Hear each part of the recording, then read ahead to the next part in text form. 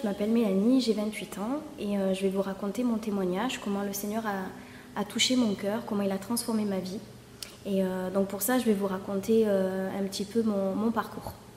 Alors, à l'âge de 10 ans, mes parents ont divorcé. Ça a été vraiment quelque chose de difficile à vivre parce que pour moi, dans ma tête d'enfant, à ce moment-là, ça a été difficile de comprendre ce qui se passait. Et puis, j'ai pas accepté, surtout pendant très très longtemps, j'ai pas du tout accepté de voir mes parents séparés. Suite à ce divorce, il y a eu beaucoup de souffrance aussi, donc ça a été vraiment compliqué. Et puis en fait aussi la valeur du mariage, les valeurs du mariage et puis l'image que je me faisais du couple, de la vie de famille, à ce moment-là, elles se sont effondrées. Donc émotionnellement, ça a été vraiment dur. Suite à ce divorce, donc il y a eu beaucoup de souffrance. Dans le même temps, quelques temps après quand même, ma mère a refait sa vie. Donc ça a été quelque chose aussi que j'ai pas accepté du tout. Donc les relations avec mon beau-père, elles ont été vraiment vraiment difficiles. Et donc tout ça a fait que j'étais pas bien en fait. J'étais vraiment vraiment pas bien. Et quand je suis arrivée au collège, donc période d'adolescence, je suis arrivée un petit peu dans un état d'esprit où voilà, chez mon père ça n'allait pas, chez ma mère ça n'allait pas, et dans mon propre foyer ça n'allait pas en fait.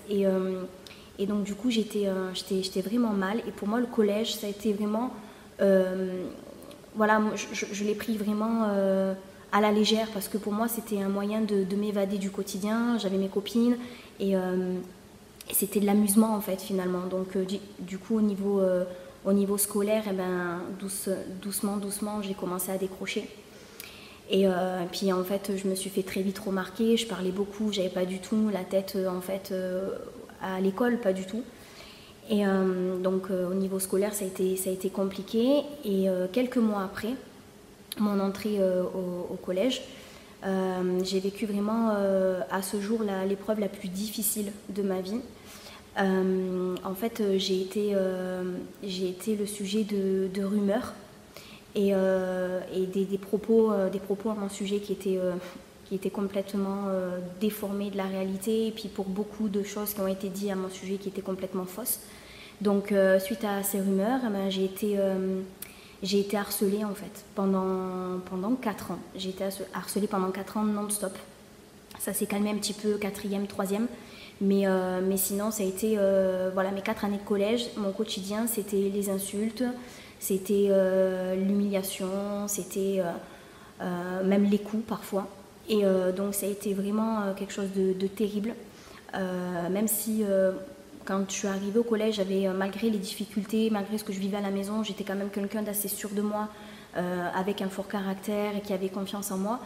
En fait le harcèlement a fait que même si au début j'ai essayé un petit peu d'être fière, de montrer que ça ne me touchait pas, finalement en fait au bout de quelques mois à peine ça allait pas du tout, et j'ai commencé à me renfermer, j'ai commencé à perdre confiance petit à petit, et au bout de 4 ans j'ai perdu complètement confiance en moi. Et pire que ça en fait, j'ai perdu toute estime de moi-même, c'est-à-dire qu'en fait ce que les gens disaient de moi, j'ai fini par le croire en fait finalement. Donc en sortant du collège, j'étais complètement brisée. Intérieurement, j'avais plus du tout confiance en moi, ça allait pas du tout. Et au niveau relationnel, ça s'est ressenti aussi parce que quand on n'a pas confiance, c'est très compliqué d'avoir de vraies relations avec les gens, etc. Et donc en fait, c'était la chute libre. J'ai commencé à fumer, j'ai commencé à beaucoup sortir, à rester beaucoup dehors. Je pensais que ça allait m'aider, mais en fait finalement c'était pire.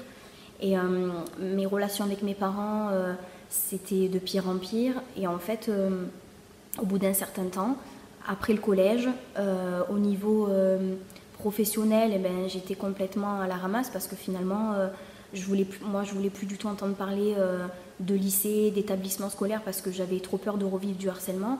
Et au niveau professionnel, je manquais tellement de confiance que tout était extrêmement difficile en fait. Dès que je voulais faire un entretien, dès qu'il fallait entrer en formation, quoi que ce soit, entamer des démarches, tout était extrêmement difficile. Donc j'ai décroché, et à un moment donné, dans tous les domaines de ma vie, ça n'allait pas du tout.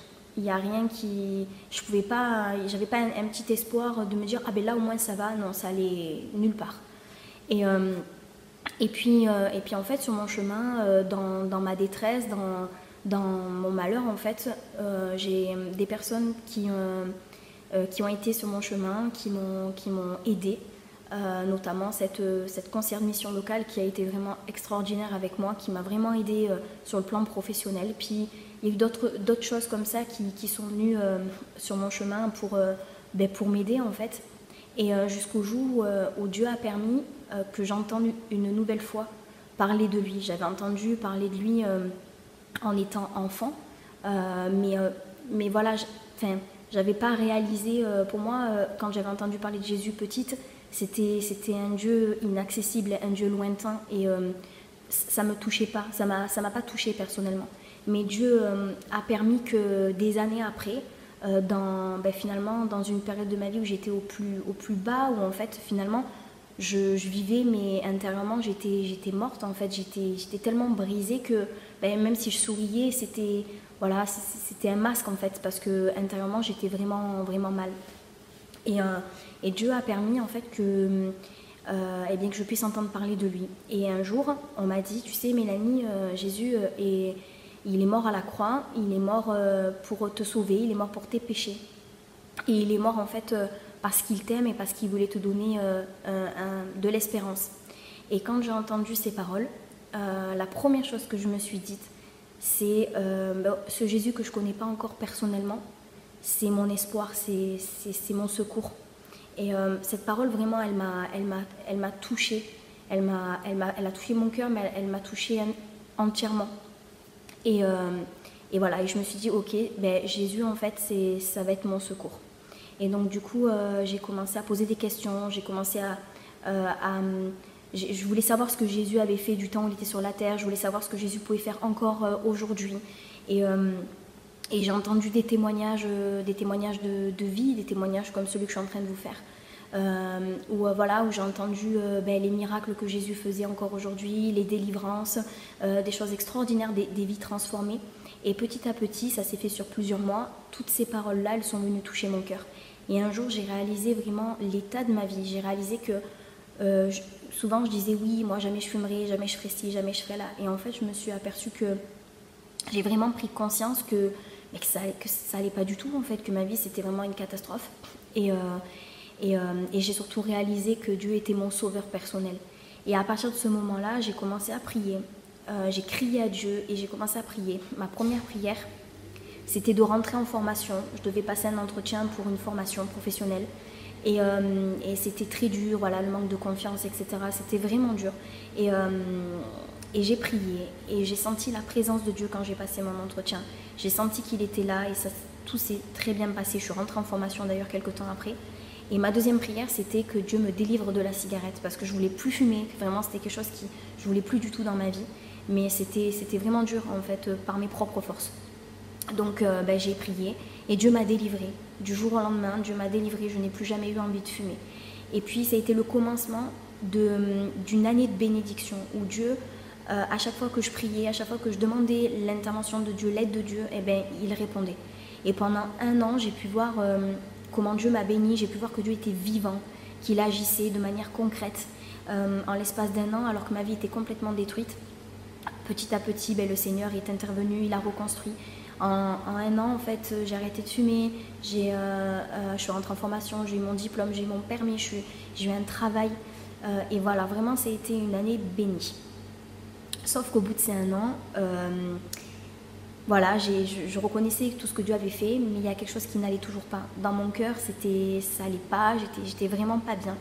Il y avait beaucoup de rancœur, il y avait beaucoup de choses qui m'empêchaient d'avancer finalement. Et j'ai senti que Dieu me disait d'aller plus loin, de rechercher sa présence, d'aller dans sa maison.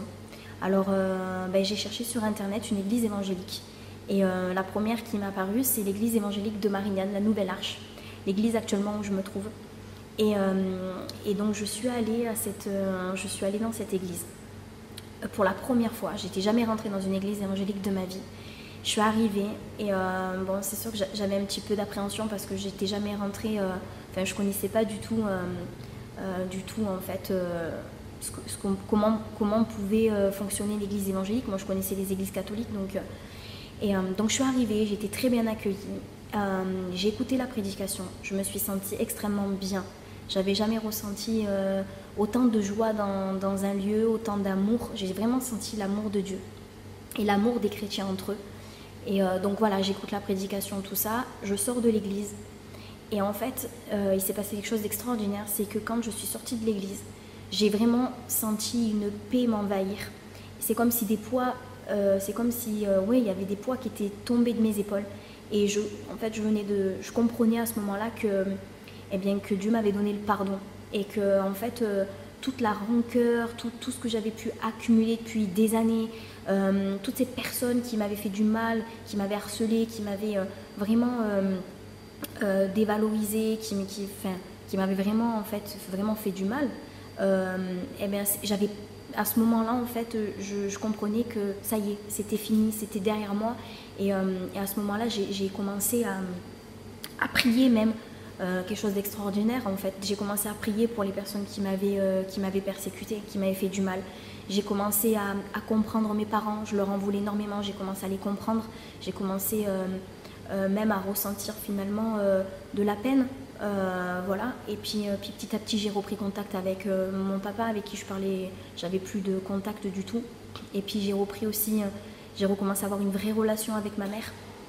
Et voilà, au niveau du relationnel, en fait, ça a changé énormément de choses. Et donc suite à ça, donc je me suis sentie légère. Et puis à partir de ce moment-là, j'ai commencé à venir de plus en plus à l'église. Et puis Dieu m'a parlé de plus en plus, il m'a enseigné. Et pendant un bon moment, en fait, parce que je revenais aussi de loin et qu'il y avait des choses qu'il fallait mettre en règle dans ma vie, Dieu est venu, Dieu m'a façonné. Ça a pris du temps parce que ça a été difficile aussi. Il a fallu abandonner certaines choses, il a fallu beaucoup me remettre en question. Et puis Dieu a façonné mon état d'esprit, a façonné mon cœur, a façonné mon caractère.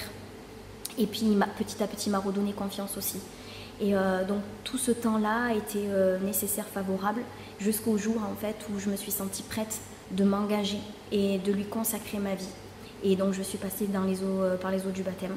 Je me suis engagée à le servir toute ma vie. Et en fait, de mon baptême jusqu'à maintenant, et quand je repense à tout ce que Dieu a fait, en fait, je me dis que Dieu est puissant. Et encore aujourd'hui, il me bénit, encore aujourd'hui, il m'accompagne. Alors oui, c'est vrai que parfois, il y a des moments difficiles, mais je sais qu'il est avec moi. Et je sais que quoi qu'il m'arrive, il sera là, il répondra à mes prières, il m'encouragera. Et je sais que toute ma vie sera à mes côtés. Alors voilà, je voulais vous partager ce témoignage pour vous dire qu'en fait, il n'y a aucune situation qui soit trop compliquée pour que Dieu puisse agir. Et j'espère qu'au travers de ce témoignage, vous comprendrez que Dieu vous aime. Il vous aime vraiment, il vous aime tellement qu'il a donné sa vie aussi pour vous. Alors je vous encourage à faire confiance au Seigneur et à vous tourner vers lui. Voilà, soyez bénis.